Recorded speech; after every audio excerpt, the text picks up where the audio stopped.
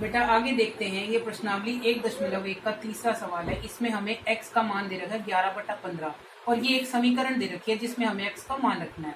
तो हम मान रखते हैं ये बाहर माइनस, ये अंदर माइनस, और यहाँ x की जगह पर 11/15 बराबर फिर x की जगह पर 11/15 हमने मान रख दिया बेटा। ठीक है, अब देखो ये बाहर माइनस है तो अंदर का निशान बदल जाएगा। इसका मतलब क्या हो गया, ये प्लस का 11/15 हो गया बराबर 11/15। हमें यही सत्यापित करना था, यानी दोनों तरफ की संख्याएं बिल्कुल बराबर होनी चाहिए। ये भी प्लस का 11/15 और ये भी प्लस का 11/15। अब इसी समीकरण में दूसरा और दे रखा है, x का मान यहां पर हमें दिया हुआ है अब -13/17। इस सवाल के दो भाग थे। अब हम ये मान रखेंगे बेटा इसमें, तो ध्यान दोगे कैसे करेंगे। यहाँ वैसे ही लिखेंगे माइनस, यहाँ पहले ये वाला माइनस, फिर मैं एक और ब्रैकेट शुरू करती हूँ क्योंकि ये और माइनस दे रखा है 13/17। यहाँ पे मैंने ऐसे कर दिया बराबर, यहाँ क्या था -13/17। हमने बस कुछ भी नहीं किया, समीकरण में x का मान रखा है। समस्या कहाँ है, ये हल करने के लिए यहाँ पर क्या दे रखा है, बाहर माइनस है तो अंदर वाला प्लस हो गया। तो हम देखते हैं यहाँ पर क्या आ जाएगा, प्लस का 13/17, और इधर तो था ही हमारे पास जैसे का 13/17 माइनस का था वैसे का वैसे लिख दिया। अब यहाँ भी माइनस है तो इससे ये भी हमारे पास 13/17 माइनस का हो गया और ये भी माइनस का हो गया। बस इतना सा सवाल है ये बेटा। देखो बेटा ये छठा सवाल है प्रश्नावली 1.1 का। इसमें क्या कहा गया है कि 6/13 को -7/16 के व्युत्क्रम से गुणा करो। व्युत्क्रम तुमको पता है कि उल्टा होता है, तो 6/13 तो हमने ऐसे लिख दिया, इसका बिल्कुल उल्टा लिखना है हमें। तो ये क्या हो जाएगा 16/-7, दोनों को गुणा करके लिख देंगे तो ये हमारा आंसर आ जाएगा। बिल्कुल आसान सा ये हमारा सवाल है। फिर भी तुमने कहा कि हमें नहीं आता है, तो इसलिए बेटा ये मैंने तुम्हारे को बताया है। बिल्कुल उल्टे से ही गुणा करना है, उल्टा इसका ये होगा, गुणा करके हम इसको लिख देंगे। अब ये मैं बिल्कुल नहीं बताऊंगी आगे क्या आएगा, क्योंकि 16 को 6 से गुणा करोगे या 16 के पहाड़े को या 13 के पहाड़े को तुम्हें जरूर याद रखना चाहिए, इसलिए आगे का तुम ही करोगे इसमें क्या आएगा। ठीक है, मैं अगला सवाल बता रही हूँ तुमको। ये 8वां सवाल दे रखा है तुम्हारा किताब में, -1 से 1/8 का गुणात्मक प्रतिलोम बताना है। मैंने तुम्हें बताया था गुणात्मक प्रतिलोम किसी संख्या का वह संख्या होती है जो गुणा करने पर एक उत्तर दे हमें। अब देखो पहले हम इसको हल करेंगे, 8 को 1 से करेंगे, 8 का 8 और 1 जोड़ करके यहाँ पर हमारे पास आ जाएगा 9/8। तो पूछा है -9/8 का गुणात्मक प्रतिलोम 8/9 है या नहीं है। अब देखो हम क्या करेंगे, ये 8 और 8 कट जाएगा, ये 9 और 9 भी कट जाएगा, इनको सबको काटेंगे तो यहाँ एक आएगा, यहाँ भी एक, यहाँ भी एक और यहाँ भी एक आएगा। बेटा हमें उत्तर एक ही प्राप्त करना है, लेकिन ध्यान दो यहाँ पर माइनस भी है। जब यहाँ माइनस आ गया तो इसका मतलब ये इसका गुणात्मक प्रतिलोम नहीं है। उत्तर अगर खाली एक आता ना तब ये इसका गुणात्मक प्रतिलोम होता। अब ये देखो 9वां सवाल जो दे रखा है उसमें पूछा है 3 से 1/3 का गुणात्मक प्रतिलोम 0.3 है या नहीं है। इसको हल करेंगे तो 3 3 9 और 1 10/3 आ गया हमारे पास। और इसको जब हल करोगे तो इसका अगर मैं दशमलव हटाऊं तो क्या करूंगी, 10 आ जाएगा ना इसके नीचे। तो ये है हमारे पास क्या 3/10, और गुणात्मक प्रतिलोम तो दोनों को गुणा करना है। ये भी कट गया, ये भी कट गया, एक उत्तर आ गया। इसका मतलब 3 सही 1/3 का गुणात्मक प्रतिलोम 0.3 है, ये बिल्कुल ठीक है और ये नहीं है। समझ आ गया बेटा सब। प्रश्नावली 1.2, इसमें संख्या रेखा पर परिमेय संख्या को निरूपित करना है। 7/4 को हम संख्या रेखा पर कैसे लिखेंगे। बेटा मैंने तुम्हें बताया था संख्या रेखा, एक रेखा खींचनी है हमने, कितनी भी सेंटीमीटर खींच सकते हो, 8 सेंटीमीटर, 4 सेंटीमीटर, 10 सेंटीमीटर, बस ध्यान रखना उसका जो सेंटर पॉइंट होता है उसको हम 0 लेते हैं।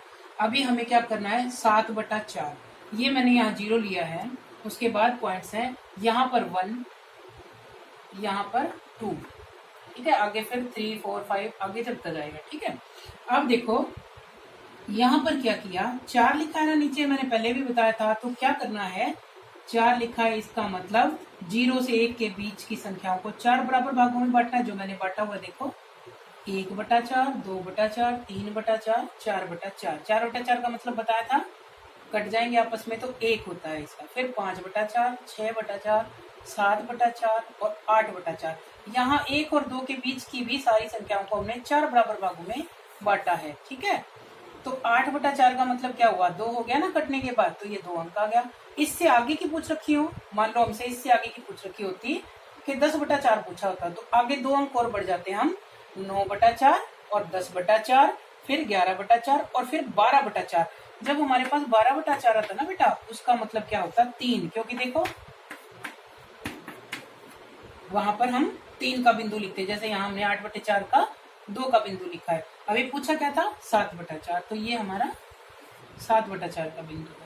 कंफ्यूज होने की बिल्कुल भी जरूरत नहीं है, बहुत आसानी से तुम समझ सकते हो बेटा। एक तो इस चीज का ध्यान रखो, नीचे जो लिखा होता है उतने ही बराबर भाग करने हैं हमें, किन्हीं 2 अंकों के बीच। 0 से 1 के बीच 4 बराबर भाग, 1 से 2 के बीच 4 बराबर भाग किए, तो हमारा ये उत्तर आ गया। इसी में आगे देखो बेटा, दे रखा -5/6। ये मैं जान के समझा रही हूँ तुमको, क्योंकि माइनस का जो है वो तुम कहोगे माइनस वाला समझ में नहीं आया।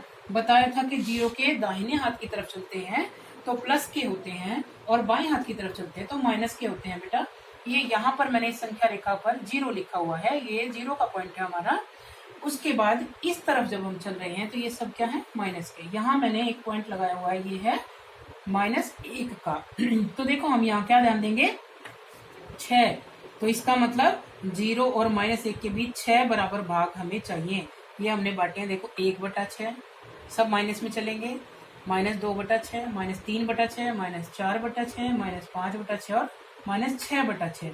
जब इसको काटेंगे तो माइनस का 1 आ जाएगा। हमसे यही पूछा गया था, -5/6, तो ये हमारे पास 5/6 का बिंदु आ गया। हम इसको सर्किल करके लिख देंगे। इसी तरह से बेटा जो अगला सवाल है उसमें तुम्हारे दे रखा है, इसमें बिल्कुल आसान है, तुम खुद करोगे। -2/11, -5/11 और -9/11 दे रखा है। ठीक है, इसमें देखो -5/11 और एक और दे रखा -9/11। नीचे वाले को देखो 11 दे रखा है ना, तो हमें क्या करना है, 11 बराबर भागों में बांटना है। किसको, 0 से लेकर के -1 तक की जगह जितनी हमारी आ रही है उसको हम 11 बराबर भागों में बांटेंगे और लिख देंगे -1/11, -2/11। इस तरह से हम 9/11 पूछ रखा तो वहां तक लिख देंगे। तो ये तुम्हारा दूसरा सवाल है बेटा। इसी तरह से संख्या रेखा पर कोई भी चीज पूछ ले वो तुम निरूपित कर सकते हो। प्रश्नावली 1.2 का 5वां सवाल। इसी तरह के 1-2 और सवाल है बेटा, 7वां भी ऐसा ही है, तो तुम इसको ध्यान से समझोगे, बाकी भी आ जाएंगे तुम्हें समझ में। क्या कहा गया है, 2/3 और 4/5 के बीच 5 परिमेय संख्या बतानी है। 7वें सवाल में 10 परिमेय संख्या बतानी। कितनी भी तुमसे पूछी जाए तुम बना सकते हो। कैसे करेंगे देखो बेटा, सारे बच्चे ध्यान से देखेंगे। 2/3 और 4/5 है हमारे पास। ठीक है, हमें ध्यान देना है इनके हर पे। जब मुझे इस संख्या को गुना करना है तो मैं क्या करूंगी, इससे ऊपर नीचे मैंने 5 से गुना कर दिया। इसको करूंगी तो इसके हर से करूंगी, 3 से ऊपर नीचे मैंने गुना कर दिया। ऐसा क्यों किया, क्योंकि हमें समान हर वाली संख्या चाहिए। अभी देखो ये समान हर नहीं है, 1 का 3 है, 1 का 5 है। हमें क्या करना, बिल्कुल समान हर वाली संख्या चाहिए। तो इसको करूंगी तो क्या आएगा मेरे पास, देखो 10/15। इसको किया तो 12/15 आ गया। ठीक है, अब देखो 10 और 12 यानी इसके बीच में 5 तो नहीं हुई ना पूरी, हमें 5 चाहिए। इसका मतलब और भी करेंगे हम गुना, तब आएगी हमारे पास में 5 परिमेय संख्या। क्योंकि अभी तो इसके बीच में क्या हुई, 5 तो नहीं निकाल सकेंगे। तो अब हम क्या कर रहे हैं, इसको दोनों संख्याओं को समान हर वाली संख्या में बदलने के लिए मैंने क्या कर दिया, इनमें 4 से गुना कर दिया दोनों को। ठीक है, तो अब जब ऊपर नीचे मैंने इनको 4 से गुना कर दिया है तो यहाँ पर आ गया मेरे पास 40/60 और यहाँ पर क्या आ गया मेरे पास 48/60। देखो नीचे समान हर आ गया ना। अब 40 और 48 के बीच में मेरे पास आराम से 5 परिमेय संख्या हो जाएंगी। कैसे बेटा, यहाँ लिख देती हूँ मैं, 41/60 हो जाएगी, फिर 42/60, फिर इसी तरह से 45/60, फिर 44/60, 45/60, ऐसे तुम 5 परिमेय संख्या लिख सकते हो। बिल्कुल आसान है ये, तुम आराम से इसको कर सकते हो बेटा। इसी तरह से एक और एग्जांपल ले देती हूँ मैं तुम्हारे को कि जो मतलब आसानी से ये समझ में आ जाएगा। देखो अगली एक संख्या दे रखी है तुमको 1/4 और क्या दे रखा है 1/2 के बीच निकालनी है। तो क्या करेंगे, समान हर वाली में चेंज करना है। तो इस 1/4 को तो मैं गुणा करूंगी ऊपर नीचे 2 से, इसको 2 से करूँ मैं, यहाँ पर 2 से और यहाँ भी 2 से, इसको करूंगी 4 से। तो क्या आ जाएगा 2/8। इधर करूंगी तो क्या आ जाएगा मेरे पास 4/8। दोनों के समान हर हो गए ना। लेकिन क्या हमारे पास इनके बीच में संख्या बन रही है, चेक करो। क्या हमारे पास 5 परिमेय संख्या निकल रही है? अभी इसमें 5 परिमेय संख्या नहीं निकलती है बेटा, नहीं निकलती। तो अभी इसको क्या करेंगे हम, और भी गुणा करेंगे। अब मैं इसको क्या कर दूं, ऊपर नीचे गुणा कर दूं और एक संख्या से, जिससे कि हमारे पास में क्या आ जाएगा, आपस में समान हर वाली संख्या प्राप्त हो जाएगी और ज्यादा परिमेय संख्या मेरे पास निकल आएंगी। तो अगर मैं इसको 8 से कर दूं, दोनों को ऊपर नीचे हम 8 से करें, फिर कितनी आ जाएगी, तो यहां भी 8 से कर दिया, यहां भी 8 से कर दिया, यहां भी कर दो, तो ये क्या आ गया 16। ठीक है, यहाँ क्या आ गया 64। ऐसे इसको कर दोगे 32/64। तो अब 16 और 32 के बीच बहुत सारी संख्याएं आ गई ना बेटा, जैसे 17 आ गई, 18, 19, 20, तो 17/64। इस तरह से हम चलेंगे तो बहुत सारी परिमेय संख्या हमारे पास इसमें आ सकती है। तो तुम कितनी भी इसमें निकाल सकते हो। बस करना क्या है, जैसे इसमें यहाँ क्या था, समान हर बनाने के लिए हमने क्या किया था, इसके हर से इसको गुणा कर दिया, इसके हर से इसको गुणा कर दिया। अब तो हमारे पास दोनों के हर समान आ रहे थे 8-8, तो हमने ऊपर नीचे 8 से ही गुणा करके निकाल दिया। समझ आ गया बेटा।